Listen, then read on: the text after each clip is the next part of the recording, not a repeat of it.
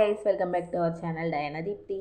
ఎప్పుడు ఆ పల్లీల చట్నీ, ఆ టమాటా చట్నీ తింటారా? కొత్తగా చట్నీలో కానీ రైస్లో కానీ మంచి పచ్చడి అనేది చూపిస్తాను. చేసేద్దాం, వచ్చేసేయండి. నాకు కూడా పల్లీ చట్నీ అంటే ఫేవరెట్. సో ఇది కూడా ట్రై చేస్తున్నాను. ఎలా ఉందనేది టేస్ట్ చూసి కూడా చెప్పేస్తాను. ఇంకెందుకు ఆలస్యం, వచ్చేసేయండి. అది వచ్చేసి ఏంటంటే చింతపండు పచ్చడి.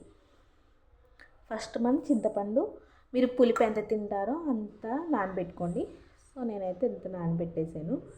ఇది నానేలోపు ఏం చేద్దామో చూపించేస్తాను, వచ్చేసేయండి.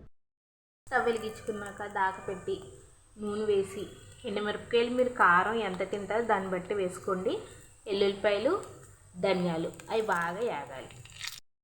వేగిపోయి చల్లారిపోయాక మనం రోటి పచ్చడి నువ్వు నూరుతున్నప్పుడు సో నూనెలో వేపుకున్నాయన్నీ మనం ఇందులో వేసేసుకొని బాగా దంచేసుకోవడమే. వేసాను, నువ్వుపప్పు వేసాను, బెల్లం వేసాను. సో ఇప్పుడు బాగా దంచుకోవాలి. చాలామంది మిక్సీలో చేస్తారు, కానీ ఇందులో అంత టేస్ట్, మిక్సీలో టేస్ట్ రాదు. ఇందులో అయితే బాగా టేస్ట్ వస్తుంది కాబట్టి ఇందులో దంచుతున్నాను.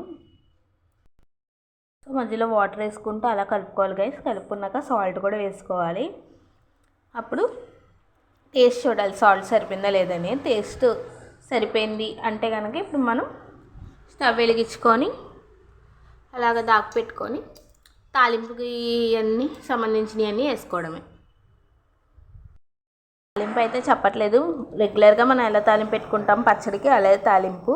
సో ఇదనమాట చింతపండు పచ్చడి. ఎలా ఉందో కింద కామెంట్ బాక్స్లో కామెంట్ చేసేయండి ఫ్రెండ్స్. Okay, bye bye.